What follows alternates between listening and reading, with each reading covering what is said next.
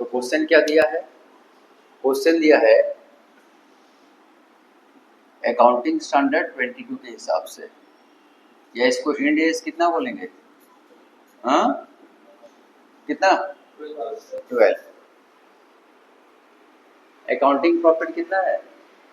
15 lakh. Book profit कितना है? 8,75,000। और profit as per income tax 1.5 lakh रुपया। टैक्स रेट कितना है? 30%। मैट का टैक्स रेट कितना है? 7.5%। डेफर्ड टैक्स लायबिलिटी या एसेट्स निकालना है हमको, और amount of tax to be debited in profit and loss account ये निकालना है। ठीक है। अच्छा, अकाउंटिंग प्रॉफिट 15 लाख है, तो tax as per accounting profit के हिसाब से टैक्स कितना होगा देख लेते हैं। 1,50,000 का, सॉरी 15 लाख है ना, 15 लाख का 30%, 4,50,000।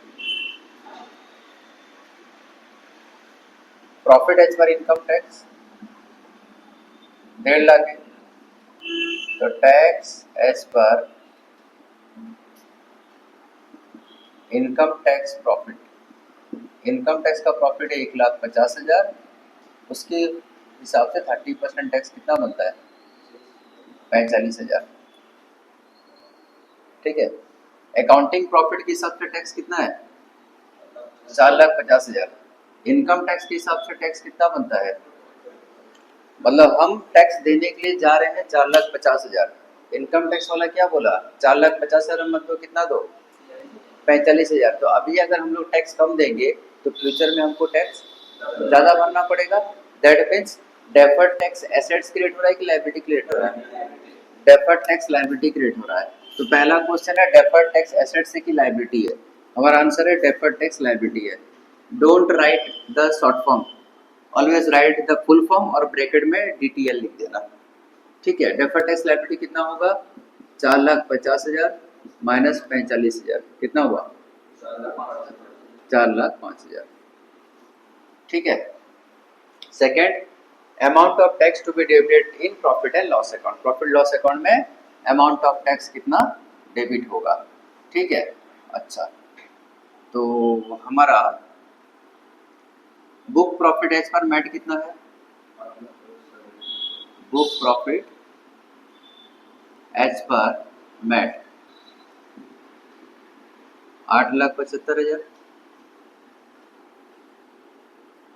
और मैट का रेट क्या है टैक्स का?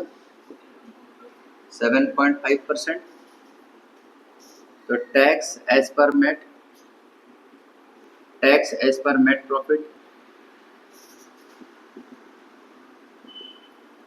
8,75,000 का 7.5% कितना हो रहा है? 65,625। तो हम लोग को क्या दिखाना है? Amount of tax to be debited in PL, amount of tax to be debited in PL कैसे निकालेंगे? Deferred tax liability plus tax as per MAT. Deferred tax liability कितना था हमारा? 4,05,000 प्लस मैट के हिसाब से टैक्स कितना? 65,625। दोनों को ऐड कर देने से कितना हो रहा है? 4,70,625। पैटर्न समझ में आया कैसे हो रहा है? अब इसका एक दो एग्जांपल करने के लिए और मैं देता हूँ, तुम लोग इसको बना के दिखाओ।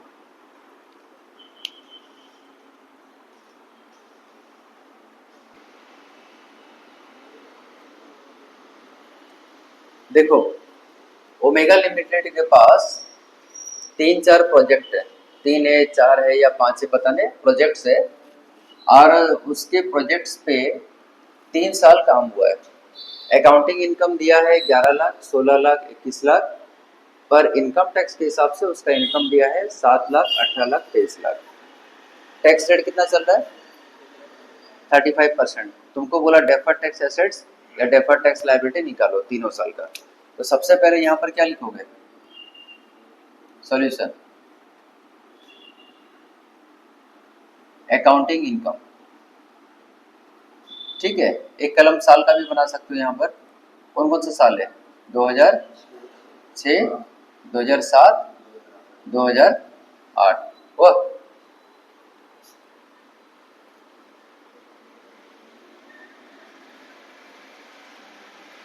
अकाउंटिंग इनकम कितना है बताओ?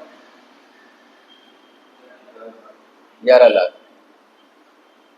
और 16 लाख और 21 लाख, ठीक है। उसके बाद income as per tax, income as per income tax, income tax के हिसाब से इनकम कितना कितना? 7 लाख, 18 लाख और 23 लाख। टाइमिंग डिफरेंस कितना होगा? 11 लाख अकाउंटिंग इनकम है और income as per income tax act के हिसाब से कितना है? 7 लाख। तो डिफरेंस कितना का आ गया? 4 लाख का आ गया टाइमिंग डिफरेंस। मतलब इनकम टैक्स वाला बोलता है तुम 7 लाख इनकम दिखाओ, और हम लोग इनकम कितना दिखा रहे थे? 11 लाख। तो हमको बोला इनकम कम दिखाओ। तो अगर इस साल हम लोग इनकम कम दिखाएंगे तो इस साल हम लोग टैक्स कम भरेंगे, तो नेक्स्ट ईयर में टैक्स हमको ज्यादा भरना पड़ेगा। तो क्या क्रिएट हो रहा है हमारे पास? Deferred tax liability. तो this is deferred tax liability. Tax rate कितना परसेंट है? 35%। 4 लाख का 35%, 1,40,000। तो कितना का टाइमिंग डिफरेंस आया? ये 4 लाख का बर्डन कौन सा साल शिफ्ट हो जाएगा? नेक्स्ट ईयर शिफ्ट हो जाएगा। तो ये 4 लाख अकाउंटिंग इनकम में ऐड हो जाएगा। तो 16 लाख और 4 लाख कितना हो गया? 20 लाख अकाउंटिंग प्रॉफिट हो जाएगा। और इनकम टैक्स के हिसाब से प्रॉफिट कितना बता रहा है? 18 लाख। तो कितना का टाइमिंग डिफरेंस? 2 लाख का 35% tax, 70,000। This is deferred tax liability. फिर ये जो 2 लाख का टाइमिंग डिफरेंस है कहाँ पर जाएगा? नेक्स्ट ईयर का अकाउंटिंग इनकम ऐड हो गया। 2 लाख और 21 लाख, 23 लाख। 23 लाख का अकाउंटिंग इनकम, 23 लाख का income as per tax. Timing difference कितना? 0। तो डेफर्ड टैक्स लायबिलिटी कितना हो गया? 0। समझे?